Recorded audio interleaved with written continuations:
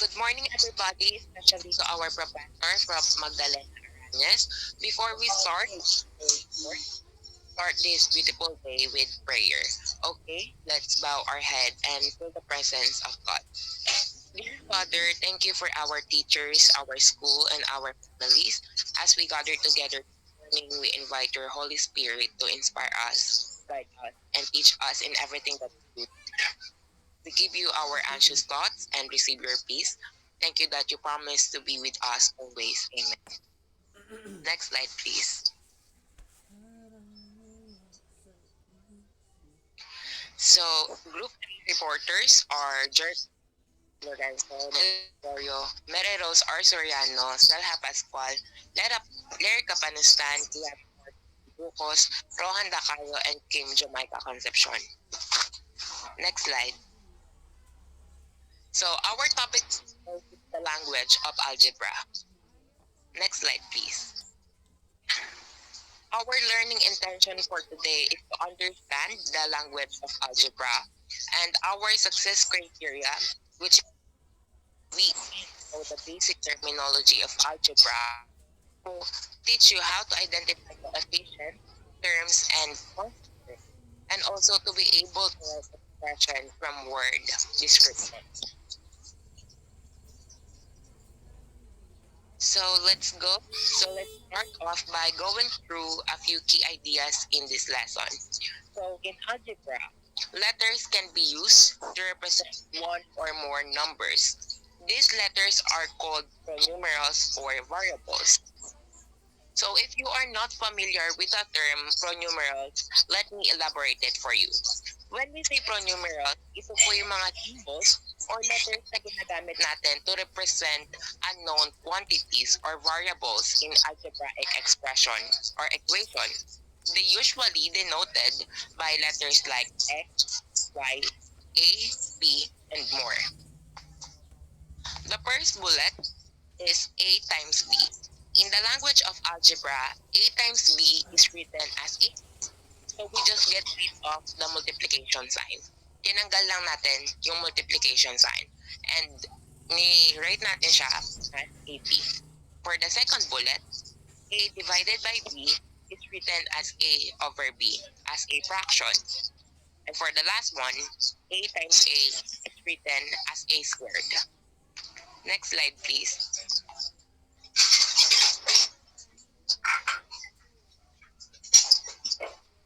Next are the key terms. First is expression.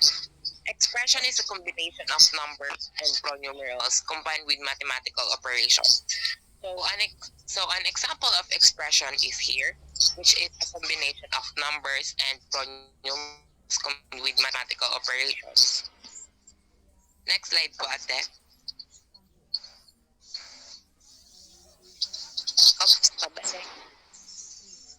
Pabalik po. Pabalik po, ate. Yan. So the example of expression is 3x plus 4y plus 2yz.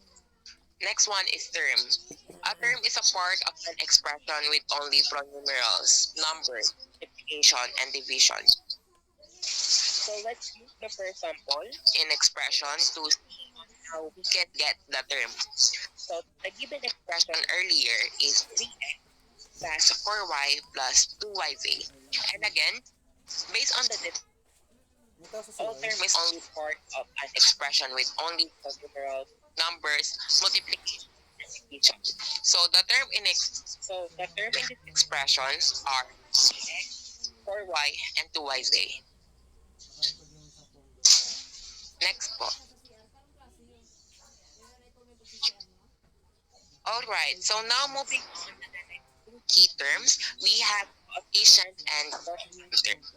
Our third key term is coefficient. Coefficient, it says that coefficient is the number in front of pronumeral.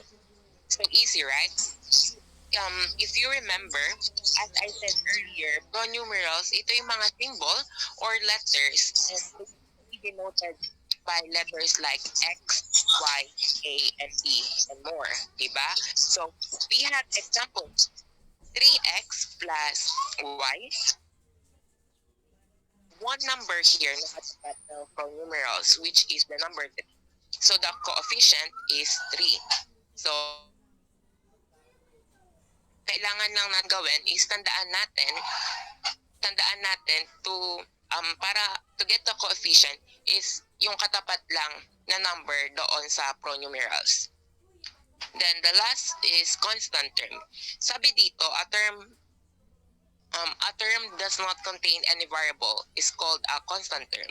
So I have example expression here. Example expression which is 3x plus 4y plus 72z plus 8. So the constant term in this will be the 8 because that is the only term does not contain any variable. So the answer is 8. So in the other word, it's pretty much the number by itself. So right now that we've gone through the key ideas and key terms, let's move on to the example questions that would be represented by my group mates. Okay, good morning, ma'am. So we're here at example set number 1. Letter A. List the individual terms in the expression 4a plus b minus 12c plus 5. So letter A will be 4a, b, 12c, and 5. So in the letter B, in the expression plus b minus 12c plus 5, state the coefficients of a, b, c, and d. So, if you all remember from last slide that coefficient is the number in front of a pronumeral, so the A will be 4 because that's a number in front of A, 4A. And B is no number in front, so that's going to be 1. While in front of C, we have a negative 12. Saka wag po natin kakalimutan yung negative sign. Then the letter D will be 0. Next slide.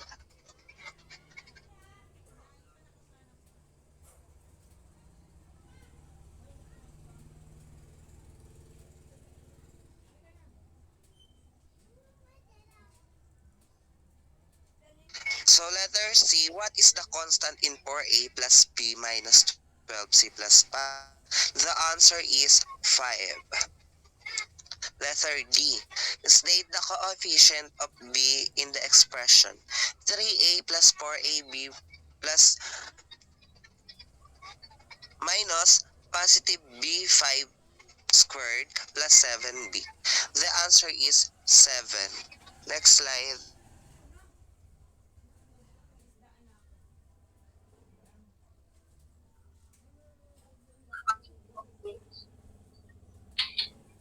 To list the individual terms in the expression of 5x plus 3y minus 2 plus 7w, we need to identify each separate parts of the expression. In a mathematical expression, terms are the individual components that are separated by addition or subtraction.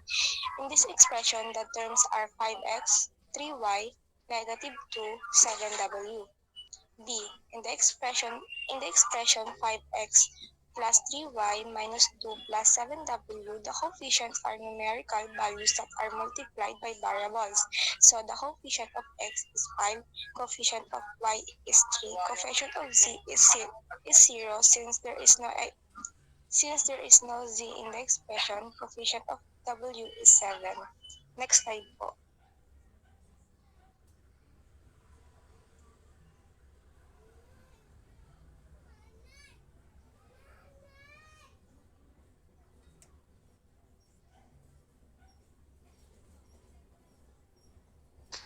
Second key term, the sum of A and B is A plus B. The difference of A and B is A minus B. The product of A and B is A x B. Can be written as AB. The of A and B is A divided by B. Can be written as A over B. The square of A is A squared.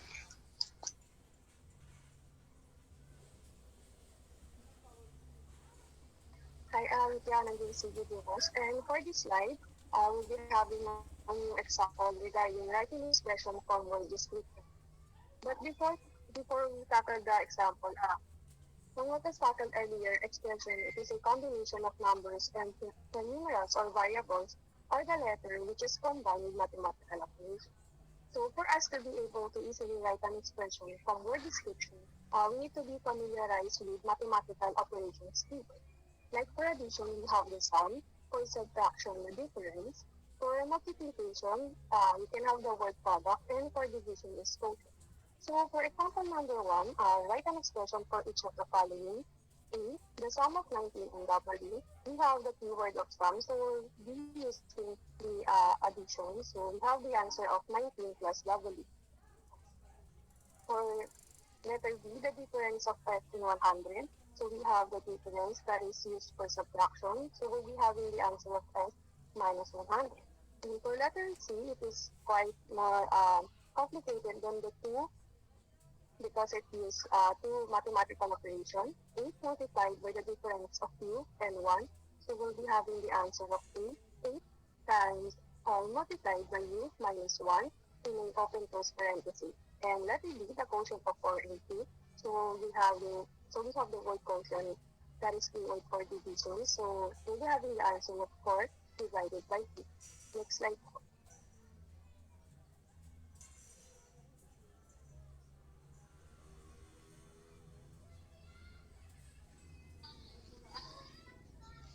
For example set number 2, write an expression for each of the following.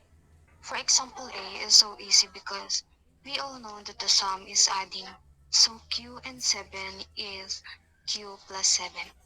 The second one is the product of 3 and K product. Product means multiply, that's why it's 3K. Question C, this one is a little trick out.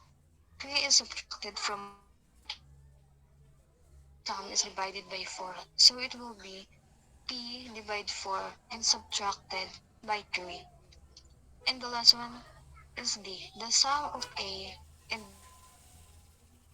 2 4. So we go to double B first and then add A and then triple it. Thank you.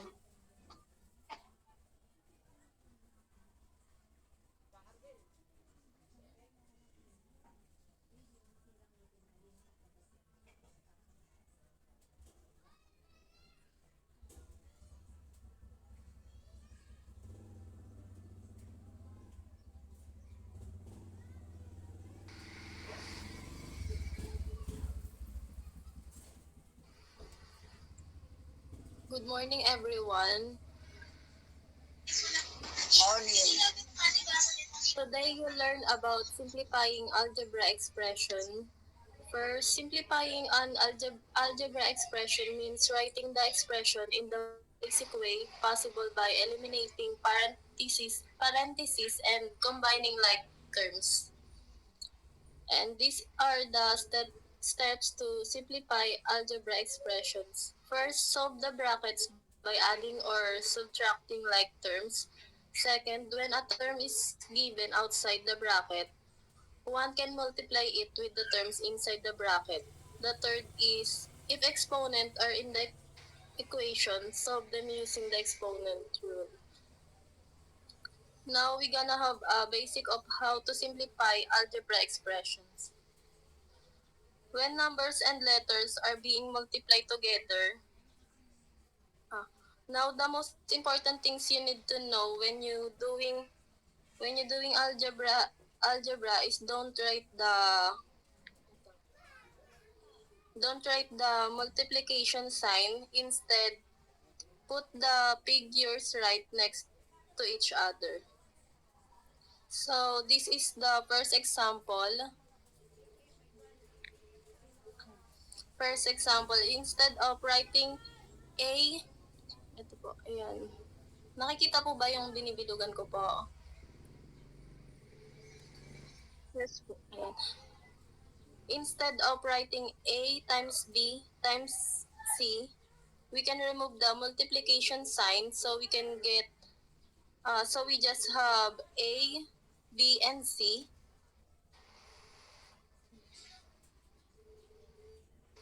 A, B, and C, and also remove the spaces in between, so we just have the A, B, C, and in algebra, it means A, B, C are all being multiplied together. Ito po. Similarly, in this next example of 3 times A times C, we just write 3AC, and we need to put it together as 3AC. Naintindihan po ba or medyo magulo po? Okay po. Next. If you have more than one particular letter like 3 times A times A, then you put it as 3AA, or we should write the AA as A squared. Ito po, ayan, yung A squared. Because A squared is just simplified version of A times A, so the whole thing will become 3A squared. Another example, we have 3 times A times 4 times C.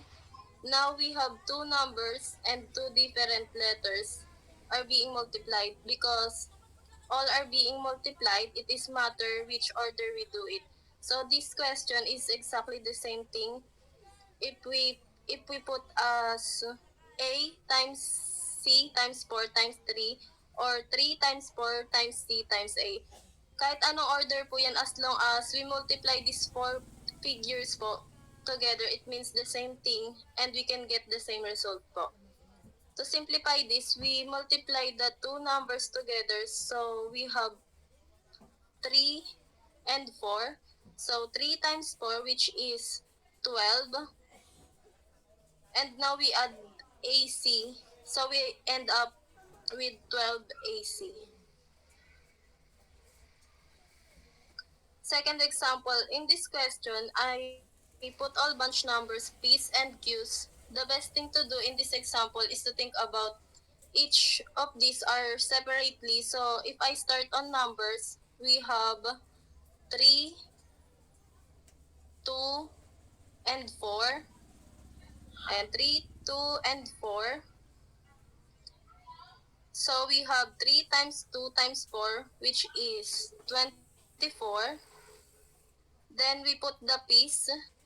We just have 3 times 2 times 4 times p times p times p times c, which is p squared. And for final for q's, q times q squared, which is effectively q times q, or q cube. So we simplify all the entire thing. The result is 24 p squared q cube. For the next one, we have negative 3 times negative 6 times a. So look at the number first. We have 3 times 6, 3 times negative 6, which is positive 18. Because remember, when we multiply the two negative numbers, it will become positive numbers. Then we multiply 18 by a, so we get 18a. Now, this next one, ito po, ayan. Negative 4 squared, in this case, we can't really tell when they want to take it. Negative 4, ito, negative 4 square root, that would be, ito, negative 4 square root, that would be negative 4 times negative 4, so it will become positive 16. Or to the negative 4, ito po, ayan, negative 4 squared, which is, if you get the square root of 4, the answer is 16 also. And then taking negative sign, so it will be negative 16. Remember, in your own working,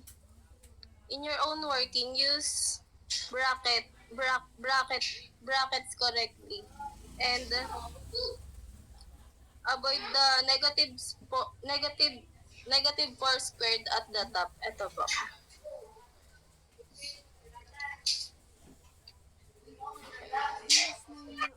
Next. Now, sometimes you might need to expand an expressions and simplify. For example, ito po, yung hj cube. We effectively have h times j inside the bracket and cube, which means we need to multiply the whole thing by itself of 3 times. So, h times j times h times j times h times j. And now, think of the h and j separately.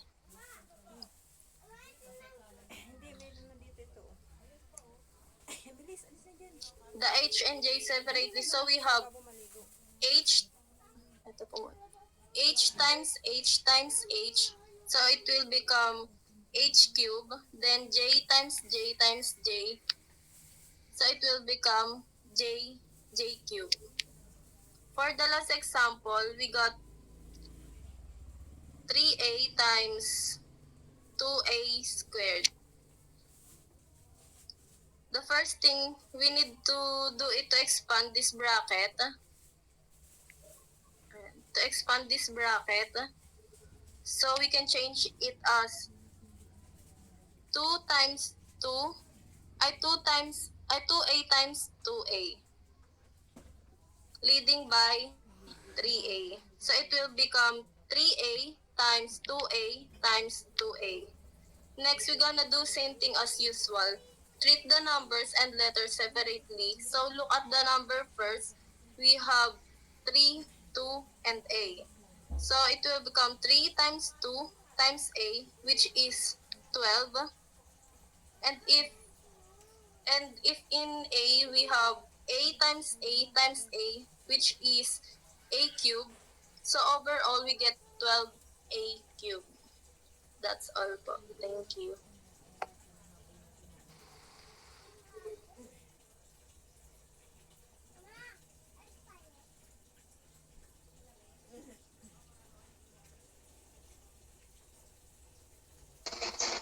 Okay na po, ma'am.